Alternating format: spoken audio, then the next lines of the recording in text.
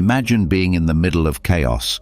Someone offends you, plans fall apart, pressure builds, and instead of reacting, you feel calm, centered, and in control.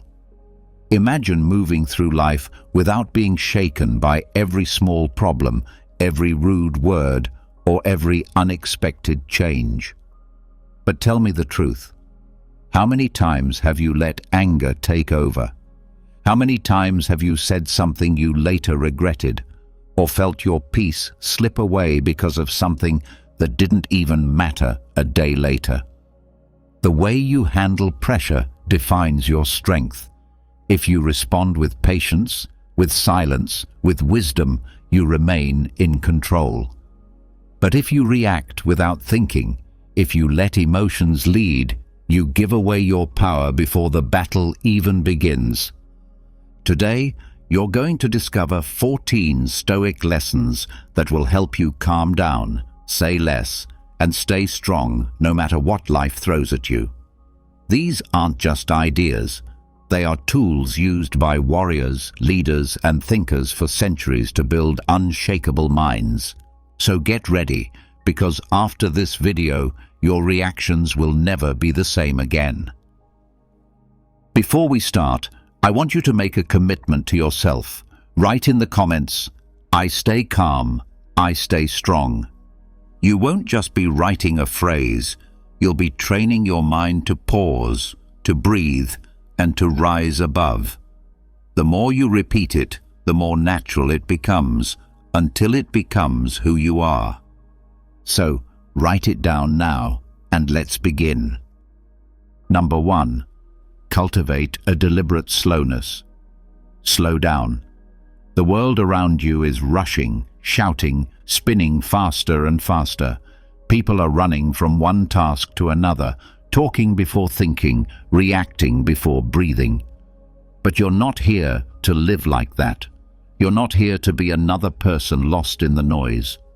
You're here to be calm. You're here to be strong. You're here to be unshakable. When you act fast without thinking, you make mistakes. You say things you didn't mean. You agree to things you don't want. You let emotions guide your actions, and once you do that, you give your power away. The Stoics knew this. They didn't try to control the world. They learned to control themselves. That's why you need to practice slowness, not laziness, not inaction. Slowness with intention, slowness with awareness. Think of it like this. When someone offends you, your instinct is to respond right away, to defend yourself, to speak louder, to prove a point. But what happens when you take a breath first? What happens when you pause before you speak? You gain control, you gain clarity, you respond instead of reacting. Marcus Aurelius wrote in his journal every day, not because he had time to waste, but because he knew that calm thought leads to strong action. He faced pressure, politics, war, but he didn't let the chaos around him become chaos inside him. He moved with calm, with care, with purpose. So ask yourself, when was the last time you paused before replying? When was the last time you took a moment just to breathe and think before acting? If you're like most people, you move too fast. And when you move too fast, you lose sight of what really matters. From this moment on, start practicing a new kind of strength. The strength to pause. The strength to speak less. The strength to think more. If someone insults you, don't rush to fight back. Stay still. Let their words bounce off you like stones thrown at a mountain. You don't have to answer everything. You don't have to win every argument. Sometimes silence is the most powerful response. Deliberate slowness is a way of life. It's how you take back your attention in a world that's trying to steal it. It's how you stop yourself from making decisions that come from fear, anger, or pride. Instead, you choose clarity. You choose peace. You choose strength. Next time you walk into a room, don't rush. Breathe deeply, observe, say little, watch everything, let others speak, let them rush, let them fill the silence. You, on the other hand, will own the silence, because stillness speaks louder than noise. And this isn't just for conflict, it's for everything. When you eat, slow down, taste the food. When you walk, feel your steps. When you listen, really listen. Don't just wait for your turn to speak. Be fully there, present, calm, focused. This is not weakness. This is power. It's power that can't be taken away by distractions, by insults, by stress. It's the power of being in control of yourself when everyone else is controlled by everything around them. Seneca once said, "We suffer more in imagination than in reality." And he was right. Rushing, worrying, reacting, it all starts in your mind. But when you slow your mind, you calm your body. When you slow your body, your actions become sharp, intentional, and wise. So here's your mission. Practice slowness every day. In the way you speak, in the way you respond, in the way you move, even in the way you think. When tension rises, pause. When pressure builds, breathe. When noise surrounds you, stay still. You don't need to rush to prove your strength. Your calm is your strength. Your slowness is your sword. And your silence? That's your shield. Be like a mountain, solid, quiet, unmoved by storms. From today on, walk slower, talk less, think more. And in doing that, you will find something rare: peace in the middle of chaos, power in the middle of noise, and clarity in a world full of confusion. So next time life tries to rush you, stop, stand tall, and remind yourself. Number 2, use silence as a weapon of clarity. Be quiet, not because you have nothing to say, but because silence gives you power. In a world that constantly talks, those who stay silent stand out. When everyone rushes to speak, to argue, to prove themselves, you stay calm, you stay clear, you stay in control. Most people speak to fill the silence. They speak to be heard. They speak to avoid facing their own thoughts. But the Stoic knows that silence is not emptiness. Silence is a shield. Silence is a sword. And silence, when used with intention, cuts through noise better than any words. Think of a time when someone pushed your buttons. Maybe they criticized you, blamed you, insulted you. What did you do? Did you fire back? Did you try to defend yourself? That's what most people do. But the truth is, when you react, you give them power. You let their words enter your mind and control your emotions. Now think of what happens when you say nothing. Just breathe. Just look. Just wait. That moment of silence becomes a mirror. Their words echo back at them. Their emotion bounces off your calm. They expect a reaction, but you give them reflection, and that is powerful. Epictetus said, "We have 2 ears and 1 mouth, so that we can listen twice as much as we speak." Listening is not just hearing, it's watching, it's understanding, it's letting the storm pass so you can see what's behind it. When you choose silence, you're not avoiding the problem, you're controlling the battlefield. You're letting the noise tire itself out while you sharpen your mind. And when you finally speak, if you choose to speak, your words will be calm, direct, and impossible to ignore. In conversations, be the one who waits. Let others show their cards. Let them reveal their emotions. Let them explain too much. You don't have to interrupt. You don't have to win every point. Just observe. Learn. Understand. And when your moment comes, Speak like someone who means it, because you do. In arguments, silence is your strength. People argue to feel in control, but when you stay silent, they start to question themselves. They start to realize they're shouting into the wind. They lose the ground they thought they had. And you stay steady, unmoved, focused. In uncertainty, silence brings clarity. When your thoughts are racing, when life feels like too much, don't rush for answers. Don't speak just to fill the space. Sit in silence. Breathe. Let the noise settle. The answer will rise from the quiet. This is not about being passive, it's about being precise. Speaking less doesn't mean thinking less. It means thinking deeper. It means your words carry weight. And when you do speak, people will listen, because they'll know you're not speaking out of impulse, but out of wisdom. Practice silence like a warrior practices with his blade. Hold it until the right moment. Use it to disarm. Use it to protect. Use it to reveal the truth. When someone rushes to argue, stay silent. When someone wants to provoke you, stay silent. When you're unsure, stay silent. Because in that silence, you'll hear the things that others miss. You'll notice the details. You'll feel the truth. And most of all, you'll find yourself. Every day, give yourself space for silence. Turn off the noise. Put down your phone. Sit still. Think. Reflect. Listen. To yourself, to the world, to the moment. That silence is where strength is built.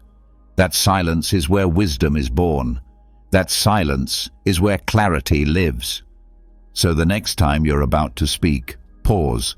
Ask yourself, am I adding value or am I just adding noise? If it's the second, hold your silence. That's your real power.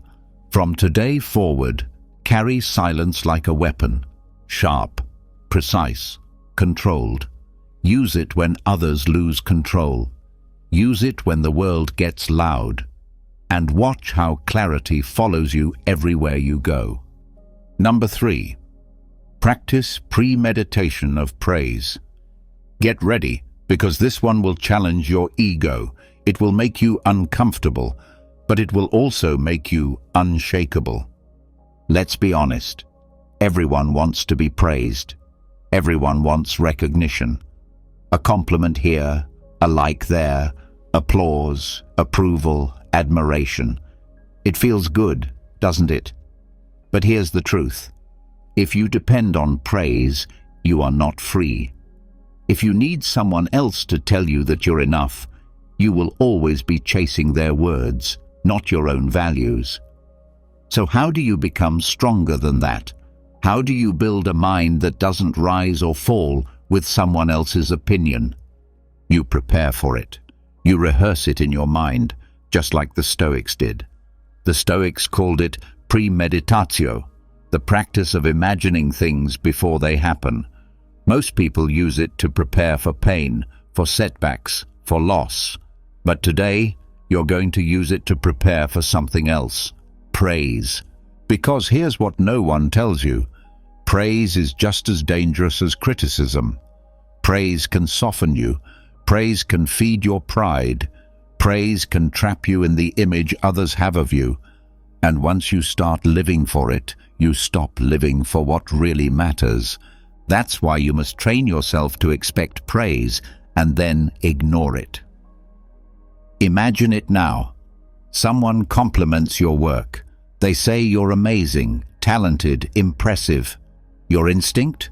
To smile, to feel proud, to want more. But pause, breathe, catch yourself. Ask, does this change my principles? Does this make me better or just more liked? Am I doing this for truth or for applause? Marcus Aurelius was the most powerful man in the world, yet he reminded himself daily, don't let your head be turned by praise. Don't think yourself more than you are. He knew that applause is fleeting and fame is hollow. What mattered was doing the right thing, even if no one noticed. So practice this.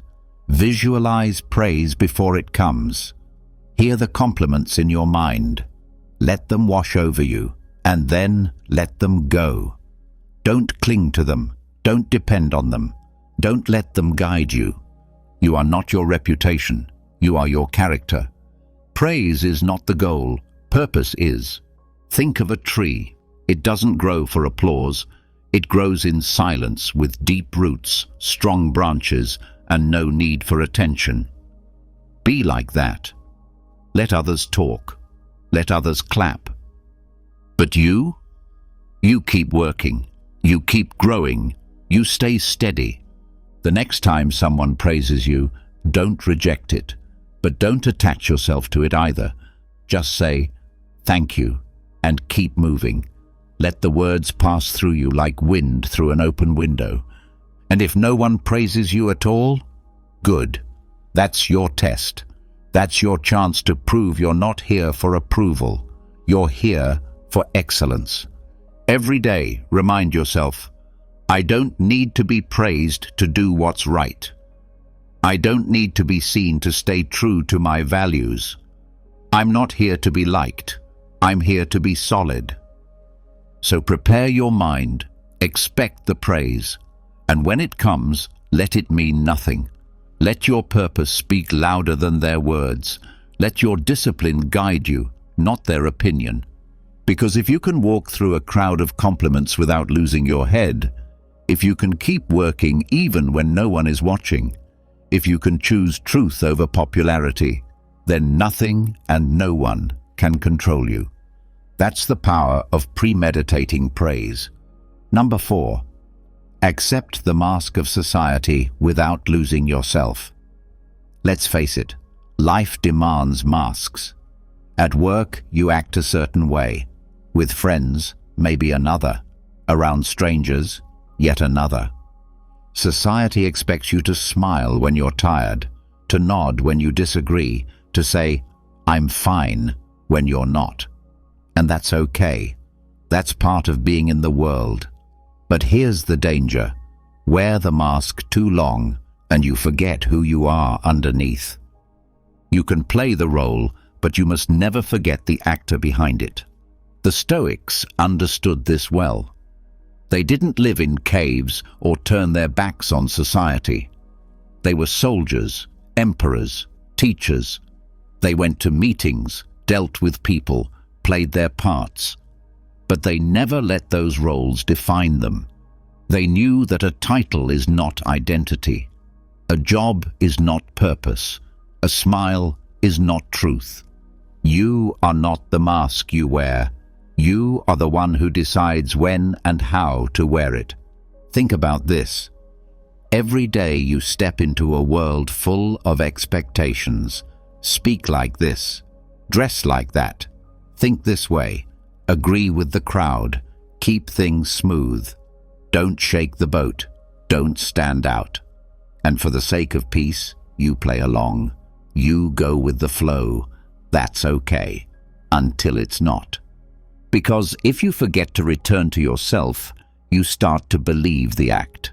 You start to believe that your value depends on the role, that your voice is only worth something if others approve, that your truth only matters if it fits the script. That's when you lose yourself. Marcus Aurelius was emperor of Rome, the most powerful man alive, but he reminded himself daily, "You are just a man, nothing more." He wore the crown, but he didn't let it sink into his soul. He knew that when the role ended, the only thing left was character. So how do you survive in a world of masks without losing your face? You remember your center. You check in with your principles. You hold a quiet space inside that no one else can touch. When you go into the world, yes, put on the mask if needed. Be polite. Be professional. Say the right thing at the right time. But when the day ends, take it off. Come back to yourself. Ask, Did I stay true to my values today? Did I act from fear or from clarity? Am I shaping my world, or is it shaping me? You don't have to tell everyone your truth, but you should never lie to yourself. Don't confuse silence with surrender. Sometimes it's wise to hold your thoughts. Sometimes it's smart to play the role. But always know why you're doing it. If you're quiet out of fear, it's weakness. If you're quiet out of strength, it's power. There's a line between adapting and abandoning, between being flexible and being fake. Find that line and guard it. Your mask should be a tool, not a prison. So from now on, wear the mask if the moment calls for it.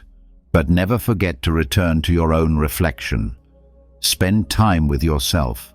Write, reflect, meditate. Strip away the noise and ask, who am I when no one's watching? Because that person, that still honest version of you, is the one that matters. Remember this, society will ask you to play many roles. The world will hand you scripts, but only you decide which lines you speak with truth. So play your part with grace, but when the lights go out, stand in front of the mirror and remember, you are not the role, you are the soul behind it. Number 5. Emotion is a form of judgment, not a reaction. You feel anger, you feel fear, you feel jealousy, frustration, sadness, guilt. And the first thing you think is, it just happened, I couldn't help it. But the truth is harder and more powerful. Emotion is not something that happens to you. Emotion is something you create by how you judge the moment. The Stoics knew this. They didn't say, don't feel. They said, understand what your feeling means. They believed every emotion begins with a belief, with a thought, with a judgment. And if you can control your judgment, you can control your emotion. Let's break this down. Someone cuts you off in traffic. Your heart races. You grip the wheel. You start cursing. But what caused the anger? Was it the car? Or was it your judgment that they disrespected me? Or they did it on purpose? That's the emotion. That's the fire. But it only lights up because your mind struck the match. Now think of someone else in the same situation. Calm, steady, no anger. Why? Different judgment. Maybe they thought, they're probably in a rush. Or, it's not worth my energy. Same moment, different emotion because of different meaning. Emotion is not about what happens. It's about what you tell yourself it means. Marcus Aurelius wrote, you don't have to turn this into something. It doesn't have to upset you. That wasn't just advice. It was a reminder of power. Your power. The power to decide what events mean. The power to filter your thoughts before they become feelings. That's the skill of the unshakable. When you react emotionally, you are not in control. You are letting your beliefs, many of them automatic, unexamined, unconscious, run your life. But when you pause, when you say, what story am I telling myself right now? You take your power back. You may feel fear before a challenge, but is it danger or is it growth? You may feel insulted by a comment, but is it truth or just noise? You may feel sad after failure, but is it the end or a lesson? Ask. Always ask. Because when you challenge the thought, you change the feeling. The goal is not to feel nothing. The goal is to feel clearly, to let your emotions follow truth, not impulse, to build a filter so strong that false beliefs cannot pass through. Seneca said, we are more often frightened than hurt, and we suffer more in imagination than in reality. Fear, anxiety, worry, they often come from what might happen, not what is happening. And when you treat these guesses as facts, your body follows, your heart races, your breath shortens, your thoughts spiral. But stop for 1 second and ask, what judgment am I making? Is this based on truth or fear? Is this helpful, or is this just habit? That 1 second of awareness is everything. That's your break in the cycle. That's where emotion becomes choice. Train your mind like a watchtower guard. Don't let every thought through the gate. Examine it, question it, understand it. Because once you control the judgment, the emotion can't control you. In battle, the Stoics stayed calm, not because they were numb, but because they were clear. They didn't let fear take the lead. They didn't let anger blind them.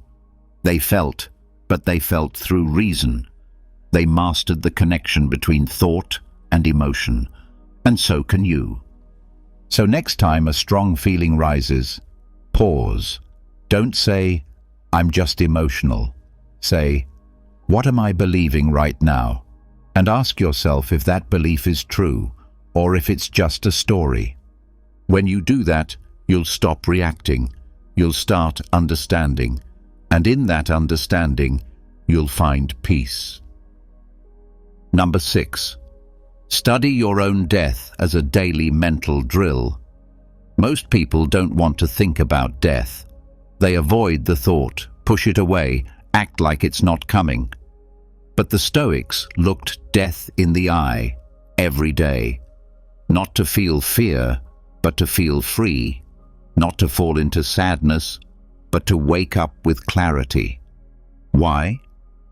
Because remembering that you will die is the best way to remember how to live. We forget how short life is. We think we have time. We put off the hard conversations. We delay the things that matter. We scroll, we complain, we stress over nonsense. And in the background, time is running out. You don't know how many days you have left. That's not meant to scare you. That's meant to sharpen you. Marcus Aurelius said, "You could leave life right now. Let that determine what you do and say and think." Imagine if you woke up every morning and said to yourself, I may not be here tomorrow. What would change? Would you waste time arguing over nothing? Would you skip your goals? Would you care about petty opinions? Probably not. You'd focus, you'd love deeper, you'd act with urgency, you'd stop taking everything for granted. That's why you must study your own death, not just once but daily. Sit with the thought, feel it, let it teach you. No, you don't have to picture tragedy. This isn't about fear, it's about awareness. It's about putting your problems into perspective. The email you forgot to send, the awkward conversation, the traffic, the bad mood. How much will any of that matter in the face of death? Answer, it won't. That's the power of this drill. It strips away the noise. It humbles you. It reminds you, you're not promised a long life. You're only promised this moment. What are you doing with it? Seneca wrote, "Let us prepare our minds as if we'd come to the very end of life." That's not about gloom, it's about strength. When you're not afraid of death, nothing else scares you. When you accept the end, the middle becomes more meaningful. So practice it. Every morning, every night, remind yourself, I will die. Maybe not today, maybe not tomorrow, but someday, and I don't control when. Then ask yourself, am I spending this day well? If this were my last morning, would I be proud of how I rise? If I didn't wake up tomorrow, what would I regret? Let those questions guide your choices. Let that awareness clean your mind like fire. Burn away the distractions. Burn away the fake goals. Leave only the essential. It's not morbid. It's not depressing. It's empowering. You don't fear death when you've lived well. You only fear it when you've wasted time. So start now. Practice this drill not once a year, not when something bad happens. Practice it every day. Let it shape your discipline. Let it shape your priorities. Let it sharpen your words, your time, your presence. You want to be stoic? Then start with the truth. You are going to die. And that truth, if you let it in, will make you more alive than ever. Number 7. Voluntary discomfort is mental armor. You say you want to be strong. You say you want to be unshakable. But strength doesn't come from ease. It doesn't come from doing what feels good. It comes from doing what's hard, over and over, until your mind no longer fears it. Look at the world. Most people live soft lives. The moment something becomes uncomfortable, they pull back. If they're cold, they find heat. If they're hungry, they grab a snack. If they're bored, they scroll. If they're tired, they stop. Their whole life is built around avoiding discomfort. And because of that, they never grow. They never harden. They never develop the inner power to face real challenges when they come. But you're here for something else. You're here to become stronger than the world expects. And the way to do that is to face discomfort on purpose, to walk into it and train inside it, like a warrior sharpening their sword. The Stoics understood this deeply. Seneca, a wealthy and respected man, would deliberately sleep on the floor and eat the simplest food, not because he had to, but because he wanted to remind himself that he didn't depend on comfort. He practiced discomfort so that when hardship showed up, it didn't surprise him. It didn't scare him. He had already been there by choice. This is what it means to wear mental armor. You expose yourself to discomfort on your own terms, so that when pain, loss, or failure come later, they don't break you. You've already trained for it. You've already stripped away your need for ease. You don't flinch. You don't panic. You respond. This doesn't require extreme suffering. You don't have to seek out misery. It's about the mindset. It's about choosing the harder path when the easy one is available. You walk instead of riding. You stay in the cold a little longer. You skip the distraction. You push through the tiredness. You don't look for comfort first. You look for growth. Each time you do this, your mind grows stronger. Your tolerance for discomfort increases. You stop needing things to go your way to stay centered. And soon, your threshold rises. What used to shake you no longer does. What used to feel unbearable now feels manageable. That is how mental armor is built, layer by layer, one hard choice at a time. When life tests you, and it will, it won't ask how easy your life has been. It will ask how much discomfort you've endured willingly, whether you've built the discipline to keep going when things don't feel good, whether you can still move forward when everything inside you wants to stop. Comfort whispers lies. It tells you to relax. It tells you that you're safe. It tells you that you've earned the right to take it easy. But it doesn't care about your future. It wants you weak. Discomfort, on the other hand, tells you the truth. It shows you your limits. It exposes what needs work. It hurts, but in the way that training hurts. It makes you better. So live in such a way that you choose some discomfort every day. Not to punish yourself, but to free yourself. When you stop needing everything to be comfortable, you become untouchable. You become calm in chaos. You become steady in storms. And that's what Stoicism is about. Not avoiding life's hard moments, but being prepared for them. Not wishing things were easier, but becoming someone who can handle more. Number 8. Refuse to be interesting. The world wants you to perform. It wants you to stand out, to be loud, to attract attention. Everywhere you look, people are trying to be interesting. On social media, in conversations, in public. They chase likes, reactions, applause. They want to be noticed, remembered, admired. But here's the truth. The more you try to be interesting, the less you focus on being solid. The more you seek to impress, the more you drift from what actually matters. The Stoics didn't care about being interesting. They cared about being good. They cared about being disciplined. They cared about being true. Epictetus didn't tell his students to be charming. He told them to control their desires. Marcus Aurelius never wrote about how to gain attention. He wrote about how to remain steady. Seneca didn't spend his time on clever performances. He worked on mastering his emotions. Why? Because they understood that trying to be interesting is a trap. It pulls you outward. It makes you dependent on other people's opinions. You start shaping yourself for them, not for yourself. And little by little you forget who you are. When you try to be interesting, your focus is on image, not character. You start doing things for show. You say what sounds clever, not what's true. You chase novelty instead of depth. And you lose the silence, the focus, the discipline that make real strength possible. So stop performing. Let go of the need to be entertaining, impressive, or unique. Instead, be quiet, be steady, be serious. Work on your habits, master your impulses, build your craft, improve your thinking. That's where real substance lives.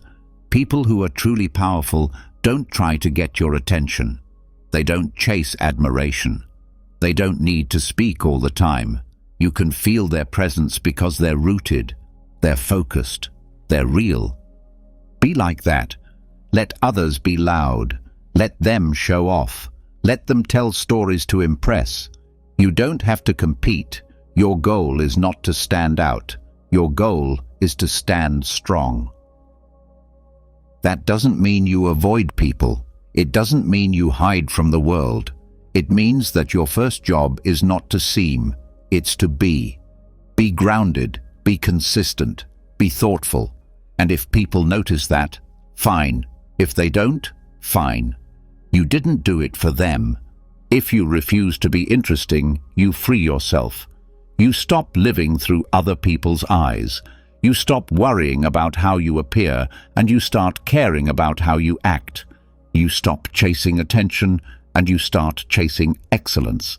So, let go of the spotlight. Walk away from the stage. Go back to your practice. Go back to your discipline.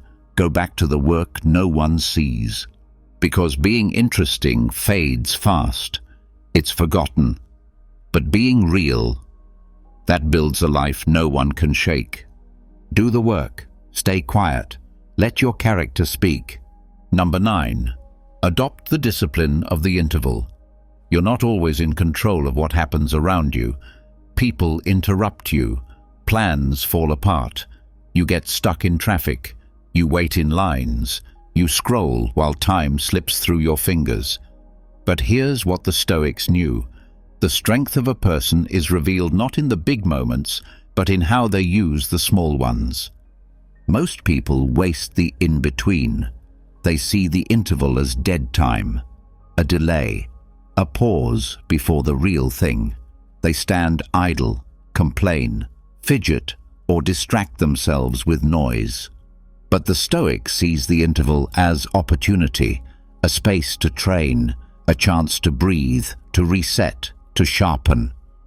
Marcus Aurelius ruled an empire, faced war, sickness, betrayal, and yet he still found moments to write, to reflect, to center himself. He used the cracks in his day to return to his principles. He didn't need an hour of silence.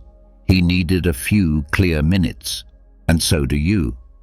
The discipline of the interval means you stop treating the in-between as nothing. You stop waiting for the perfect time to start thinking clearly or acting with intention. You turn every pause into a practice. You're walking to your next meeting? That's time to rehearse patience. You're stuck in traffic? That's time to observe your reactions. You're waiting for a call to start? That's time to check your breath, your posture, your mindset. You're between tasks? That's a moment to ask, what matters most right now? This isn't about doing more, it's about thinking better, using short moments with long-term awareness. This is how you build consistency, not in bursts, but in threads. Thin lines of discipline stitched through your entire day. Most people drift. They jump from one thing to the next without pause, without clarity. They react, they stumble, but you will be different.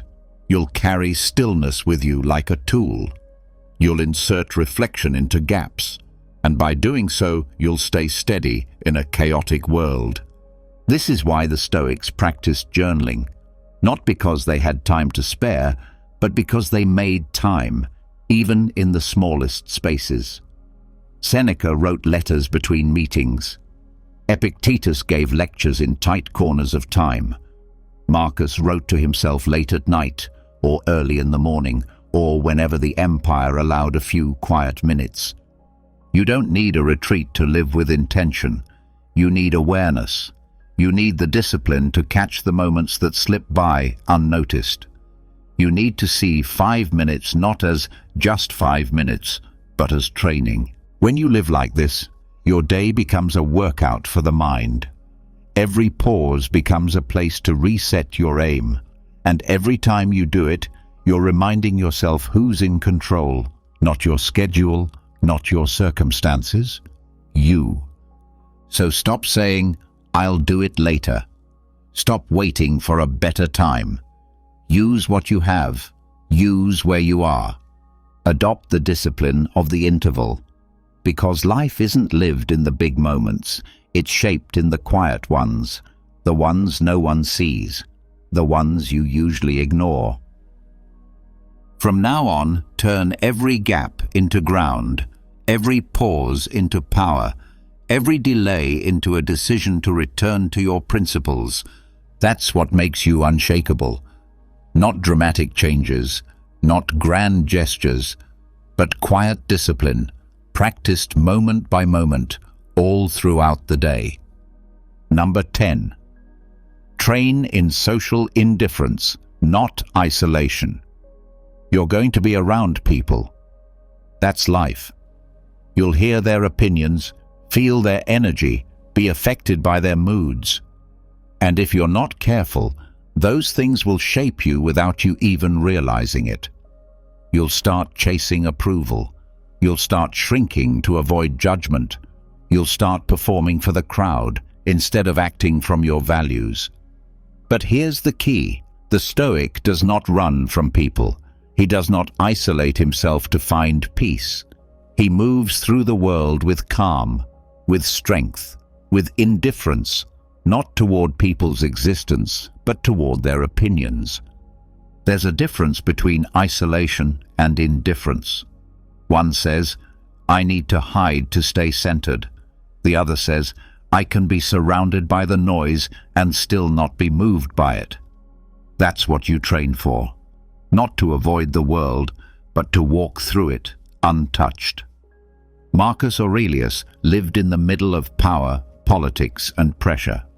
He was surrounded by flattery, criticism, betrayal, expectations, and yet he reminded himself daily, "Don't waste time arguing what a good man should be. Be one." He didn't wait for the world to agree with him. He didn't need applause. He acted from within, and he let the world react how it wanted to. When you train in social indifference, you're not training to be cold. You're not training to hate people. You're training to stay true, no matter what people think, say, or do. You're training to stay centered when you're praised, when you're ignored, when you're misunderstood, when you're laughed at, when you're envied. It's easy to feel strong when you're alone.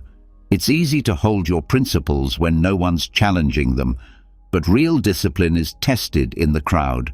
Real clarity is proven in the noise. You don't have to agree with the group. You don't have to respond to every comment. You don't have to explain yourself every time someone misunderstands you. What you have to do is stay anchored to your own code. That's Stoicism. Not disappearing, but remaining. You'll hear opinions that go against yours. That's okay. You'll hear gossip, sarcasm, praise, and insult. That's part of being among people. You're not here to control what others say. You're here to control what you absorb, what you believe, what you let guide your actions. So, be around people. Talk to them. Listen. Work with them. But don't lose yourself in them. Don't become what they expect just to make them comfortable. Don't change your course because they wouldn't choose it. If they mock you for your discipline, keep your posture. If they praise you for your calm, thank them, but don't let it enter your ego. If they doubt your choices, nod and move forward. Because your mission isn't to win approval, it's to build strength. Quiet, invisible, real strength. The kind that doesn't need applause. The kind that doesn't crumble under pressure. The kind that can walk through any room and remain the same. And that kind of strength isn't built by avoiding people. It's built by staying solid among them. Live in the world, but don't be owned by it. Move through society, but don't be shaped by it. Be polite, but not performative. Be kind, but not controlled. Be present, but not possessed. That's how the Stoic lives, not hidden, not reactive, but grounded, calm, indifferent to praise, indifferent to blame, devoted only to what's right. Number 11. Expect to be misunderstood and remain still. You will be misunderstood. That's a fact. You'll speak clearly and someone will twist your words. You'll act with good intentions and someone will assume the worst. You'll live by your values and someone will question your motives. And if you're not ready for that, you'll waste your energy trying to fix what doesn't need fixing. Most people live to be understood. They explain themselves over and over. They defend their every move. They seek approval like it's oxygen. But the Stoic lives for something higher. The Stoic lives for what's right, even if no one claps, even if no one gets it. Expect to be misunderstood. Expect it, not as a failure, but as a sign you are doing something real, something honest, something different. The world doesn't always understand stillness. It doesn't always respect silence or discipline or a person who moves against the current. If you're living with integrity, you will confuse people who aren't. If you're walking a quiet, focused path, people who live for attention won't get it. And that's fine. You're not here to be decoded. You're here to be solid. Marcus Aurelius wrote, "Don't waste the rest of your life worrying about what people think." He didn't mean to ignore everyone. He meant to trust yourself enough to stop explaining. He meant to stay calm when others don't understand you. He meant to keep going even when people talk. When someone misunderstands you, let them. When someone misjudges your silence, your discipline, your decisions, let them. You're not responsible for their perception. You're responsible for your principles. You don't need to be loud to be true. You don't need to explain your every choice to be valid. You don't need to justify your actions to people who were never going to understand you in the first place. This doesn't mean you become arrogant. It means you become steady. It means you keep your feet planted while others throw words. It means you speak when it matters and you stay still when it doesn't. Because here's the truth. If you break your stillness every time someone misunderstands you, you will live your whole life reacting. You'll be pulled in 100 directions. You'll burn out trying to prove what was already true. But if you stay still, if you let misunderstanding pass like clouds, you remain free. Free from overthinking, free from chasing approval, free from needing to be seen, praised, or even believed. And when someone finally does understand you, it won't be because you begged them to. It'll be because you stayed true long enough for your actions to speak louder than anything you could have said. So expect misunderstanding. Don't be shaken by it. Don't defend every detail. Don't plead to be seen. That's not your job. Your job is to live well, to act with principle, to remain steady. And when the noise comes, and it will, let it come. Let it pass. You remain still. You remain clear. You remain you. Number 12. Practice non-contestation. Not every battle needs to be fought. Not every opinion needs a counter. Not every slight deserves a defense. But most people can't resist. The moment someone disagrees, they argue. The moment they feel insulted, they respond. The moment something goes against them, they push back. They fight for every inch, every word, every moment of control. And in doing so, they give it all away. To contest everything is to live in constant tension. You waste time trying to prove you're right. You waste energy trying to win arguments that don't matter. You lose your peace chasing tiny victories that feed your ego but starve your soul. The Stoic way is different. The Stoic doesn't fight every battle. The Stoic doesn't chase every argument. The Stoic chooses their ground. They know when to speak. They know when to walk away. And more importantly, they know when to remain silent, not out of weakness, but out of power. Non-contestation is not surrender. It's not being passive. It's not letting people walk all over you. It's the opposite. It's restraint. It's clarity. It's strength so rooted it doesn't flinch when challenged. Marcus Aurelius was emperor. He had the power to crush his critics, but time and again he chose silence. He chose to act rightly, not to fight for appearances. He wrote, "The best revenge is to be unlike him who did the injury." In other words, don't match their noise. Don't match their anger. Don't contest every wrong. Live better. That's your answer. To practice non-contestation is to let go of the need to be right in every room. You stop defending your name to people who never cared to understand it. You stop proving your worth to those who made up their minds. You stop interrupting your inner stillness for the sake of temporary satisfaction. Let others talk. Let them misinterpret. Let them have the last word if they need it. You're not in this life to win debates. You're in it to win peace. And peace comes when you realize that your energy is sacred, that your attention is a resource, that your focus is not for sale to every conflict that comes your way. Not contesting doesn't mean you don't care.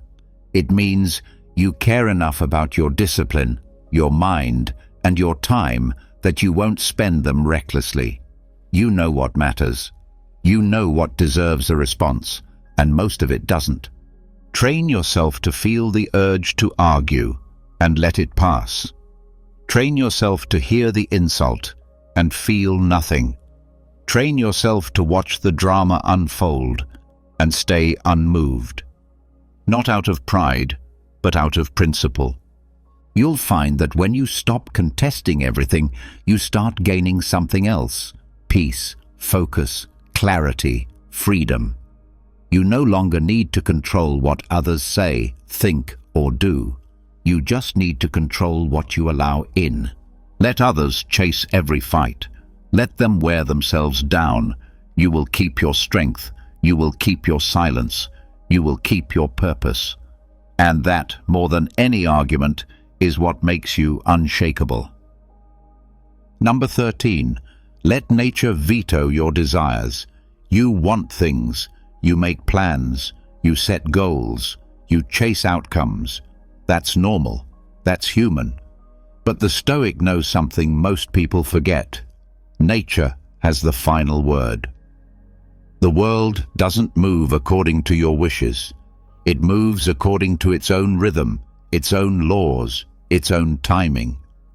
And if you don't learn to accept that, you'll suffer every time something doesn't go your way. You don't control the weather. You don't control other people. You don't control outcomes.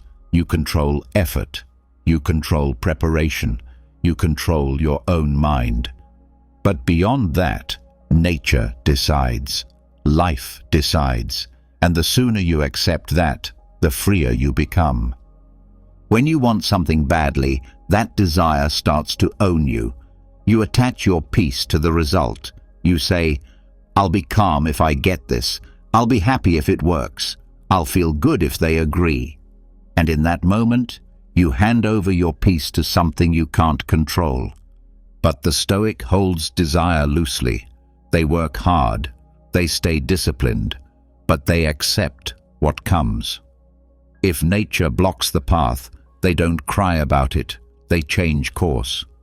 If life says no, they bow, adjust, and move forward, not with resentment, but with grace. Epictetus said, "Seek not for events to happen as you wish, but wish them to happen as they do, and your life will go smoothly." That's not giving up. It's rising above. It's saying, "I'll aim high, I'll act with purpose, but I won't demand that the world obey me." That's what it means to let nature veto your desires. It means you're not stubborn. You're not rigid. You don't fall apart when plans shift. You don't break when things fall through.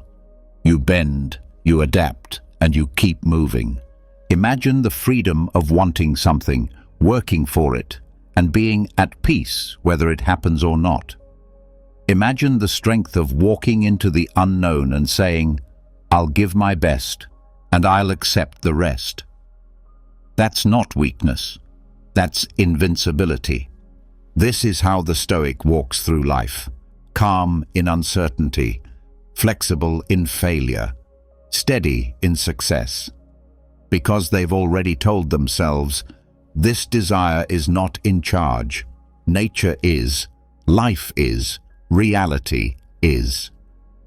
So when something doesn't go your way, don't collapse, don't curse, don't panic. Say, "This wasn't the path." Say, "Nature has spoken." Say, "Then I will go another way." This mindset removes bitterness. It removes the desperation. It removes the fear that if things don't happen exactly as planned, everything falls apart. Because it won't.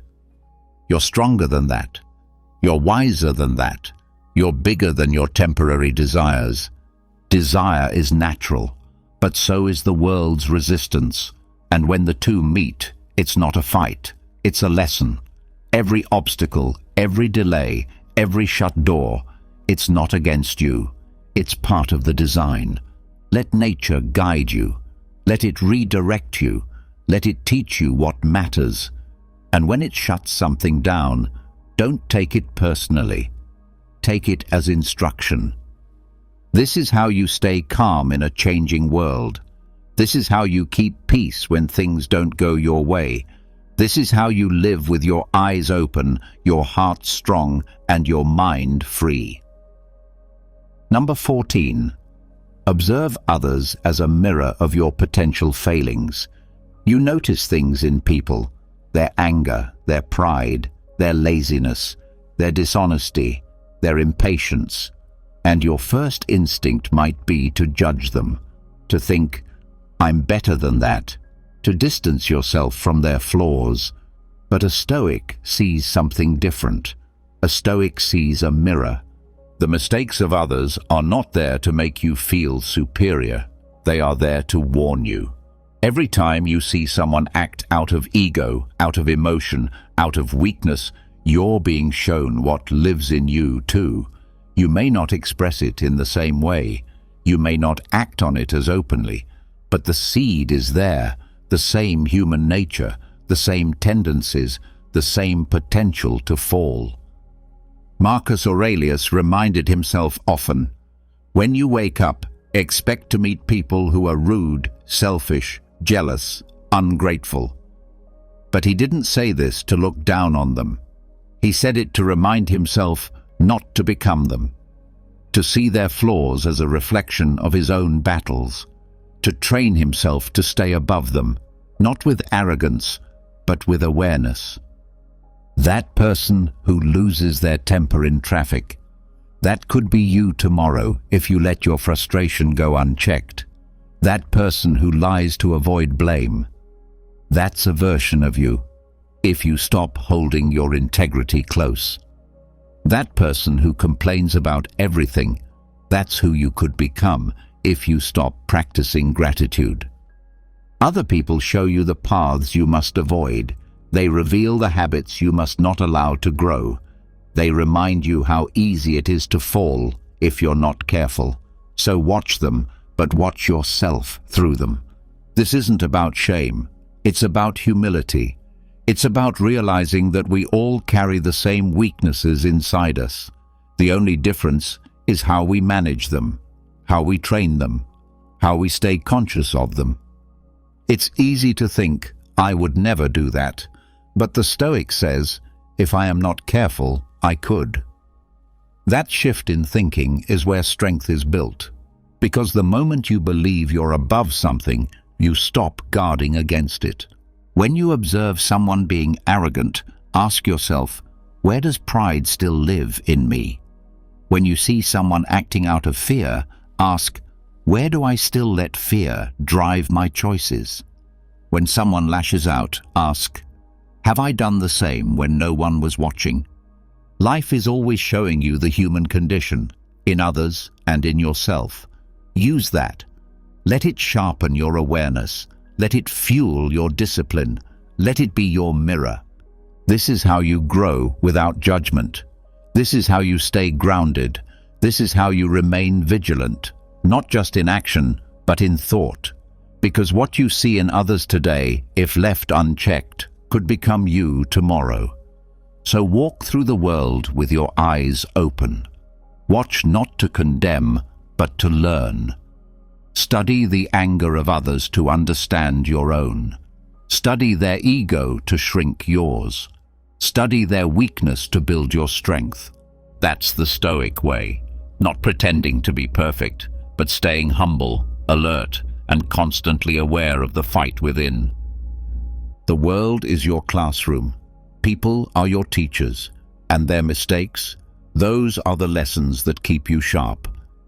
You've just walked through 14 Stoic lessons, tools not for one moment of strength, but for a lifetime of stillness, focus, and unshakable resolve. Get up with purpose. Move slowly. Speak rarely. Feel deeply, but not impulsively. Train your mind in silence, discomfort, and clarity. Accept what is. Release what you cannot control. And walk through this loud, chaotic world with a calm so strong it silences everything around you. These aren't just ideas, these are drills, mental armor, daily practices to sharpen your discipline and anchor your soul. And if this video helped you slow down and stand taller, subscribe to the channel. More lessons are coming. Not noise, not hype, just clarity, just strength. Stay calm, say nothing, be unshakable.